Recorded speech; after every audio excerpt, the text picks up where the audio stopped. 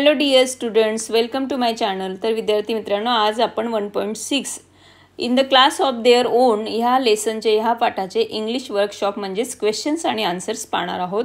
आपला पहिला क्वेश्चन आहे, read aloud the two conversations in this part. A दिलेला आहे, between Mrs Desai and her students. तर ह्या दोन जणांमध्ये झालेलं जे काही संभाषण आहे ते आपल्याला मोठ्याने रीड अलाउड म्हणजे मोठ्याने वाचून दाखवायचं आहे. Are you angry with us madam, someone ask. कुणीतरी विद्यार्थ्यांमधून विचारलं की तुम्ही आमच्यावर रागावलेले आहात का? तर मॅडम म्हणतायत, no not at all, but you don't feel proud of us any more, Sushmita said in a low soft voice. आणि सुष्मिता म्हटली की तुम्ही याहून पुढे काय करणार नाही, तर आमच्यावर प्राऊड फील करणार नाही आहेत, आमचा अभिमान तुम्हाला वाटणार नाही. तर मॅडम म्हणतायत, no Sushmita, you are my class and I will always want to be proud of you. Come on, now let us go back to our studies. Take out your books. आणि विद्यार्थी मित्रांनो, बी मधलं दोन जणांमधलं संभाषण त्यांनी आपल्याला सांगितलं आहे. तर एक आहे अस्मिता आणि स्नेहल, या दोघं मैत्रिणींमधलं संभाषण आपण रीड करूया. Did you notice what Desai ma'am said? Asmita asked Snehal. She said, I will always want to be proud of you. She didn't say, I am proud of you. What do you expect? I said, so many of us fail, so many miss the test. How do you expect her to be proud of us?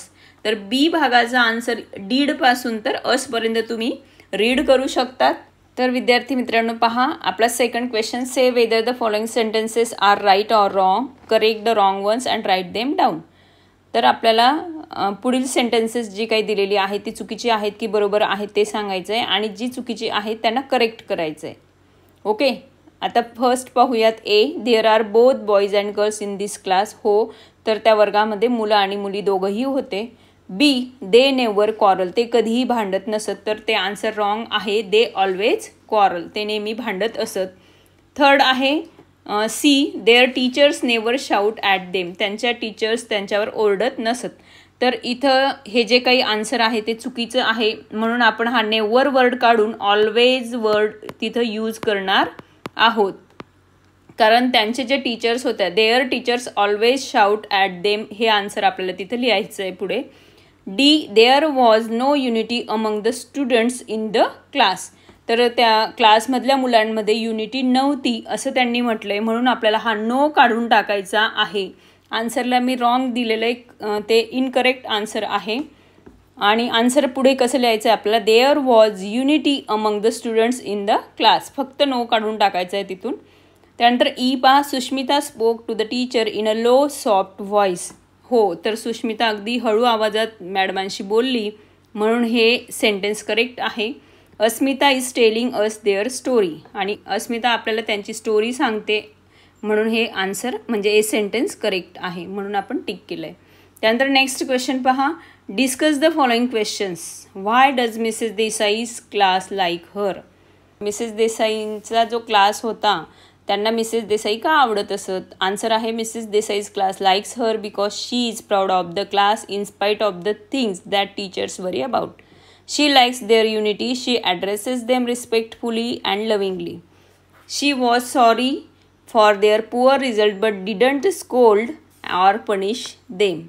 She still wanted to be proud of them. The class liked this kind attitude of their teacher.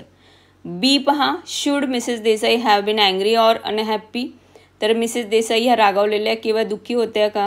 तर हो, yes, because students of our class did not do well in the test and some of them had not appeared for the test. हो, तर त्या रागावलेल्या होत्या, दुःखी होत्या, कारण बऱ्याच विद्यार्थ्यांनी टेस्ट दिलेली नव्हती आणि काही जणांना बरेच कमी मार्क्स मिळाले होते. त्यानंतर फोर्थ बा, use the information about yourself and make meaningful sentences using the following ॲडवर्ब्स.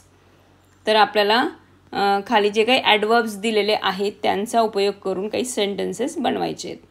आता स्वतःविषयी लिहायचं आहे. काय म्हटलं, use the information about your self, म्हणून मी घेतलं आहे आय. ओके, स्वतःविषयी लिहायचं म्हणून. आणि फर्स्ट ॲडवर्ब घेतलं आहे आपण always. I always study in the morning. आणि सेकंड सेंटेन्स घेतलं आहे, I always sleep at 10 at night. Second मतलब म्हणजे बी ॲडवर्ब आहे regularly, first, I regularly brush my teeth twice in a day. I do my homework regularly. C घेतलं sometimes. First, sometimes I help my mother in the kitchen. Second, sometimes I eat ice cream with my family. तुम्ही तुम्हाला वाटतील ते योग्य पद्धतीचे answers इथं लिहू शकतात. मी एक्झाम्पल्स म्हणून तुम्हाला ही काही आन्सर्स दिलेली आहेत. नेवर ॲडवर्ब घेतलं तर I never lie to my parents. मी माझ्या पॅरेंट्सशी कधी खोटं बोलत नाही. आणि सेकंड आहे I never go out with friends without permission of my parents.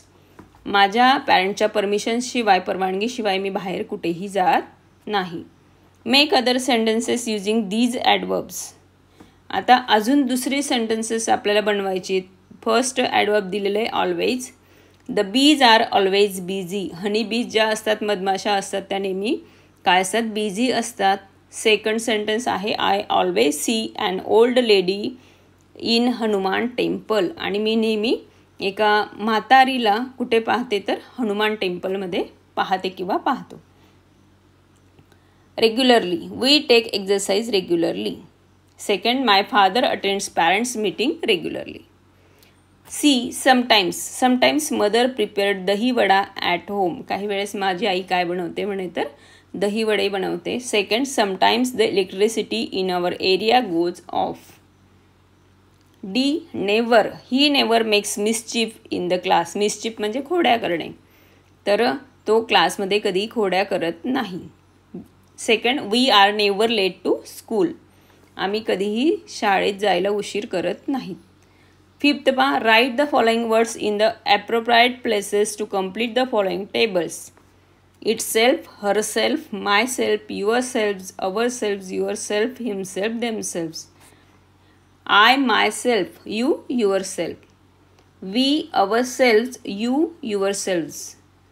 He himself, she herself, it itself, they themselves. अशा पद्धतीने ते आन्सर्स तुम्हाला करेक्ट असे नोटबुकमध्ये लिहायचे आहेत. त्यानंतर सिक्स्थ पहा, say the alphabet from A to Z. There are 26 letters in the alphabet. सगळ्यांनाच माहिती आहे ए टू झेड. आपण जर ते अक्षरं काउंट केली, मोजली तर 26 अक्षरं येतात. Divide them into groups of rhyming letters. आता रायमिंग वर्ड्स सगळ्यांनाच माहिती झालेत, कारण तुम्ही आता 7th स्टँडर्डला आलेले आहेत. पोयममध्ये रायमिंग वर्ड्स आपण नेहमी लिहत असतो. For example, A, U, W are rhyming letters that end with the U sound. Did you find a rhyming letter for each of the 26 letter. तर त्यांनी इथं आपल्याला काय सांगितलं आहे, ए, यू आणि डब्ल्यू हा जर पाहिला आपण तर साऊंड त्याचा जेव्हा आपण पाहिला, जेव्हा वर्ड्समध्ये यूज करत असतो तेव्हा, तर त्याचा साऊंड यू असा येत असतो. ओके, म्हणून आपल्याला असेच आता हे तिघही लेटर्स एका साऊंडशी निगडीत आहेत. अशाच पद्धतीने हे ABCD मधले 26 लेटर्स जे आहेत एकमेकांशी राईम होणारे वर्ड्स आहेत. त्यांचं प्रोनाऊन्सिएशन साऊंड जवळपास एक येतो. ओके, आपण जर पाहिलं ABCDEGIPT आणि V, तर हे सगळे लेटर्स एका ग्रुपमध्ये येत आहेत, एकमेकांशी राईम आहेत. आणि J आणि K यांचा एक वेगळा ग्रुप आहे SX. हे सुद्धा एकमेकांशी राईम होणारे लेटर्स आहेत. आणि जे काही उरलेले लेटर्स आहेत ABC A to Z मधले, तर ते कोणत्याही लेटर्सची राईम्स होत नाही आहेत. म्हणून खाली मी दिलेलं आहे no other letters rhyme with each other. आपण पूर्ण इंग्लिश वर्कशॉप पाहिलेलं आहे. तर विद्यार्थी मित्रांनो, तुम्हाला माझी व्हिडिओ नक्कीच आवडली असेल. व्हिडिओला लाईक करा, फ्रेंड्ससोबत ती शेअर करा. आणि त्याचबरोबर तुम्ही जर चॅनलवर न्यू असाल तर चॅनललाही सबस्क्राईब करा. थँक्यू.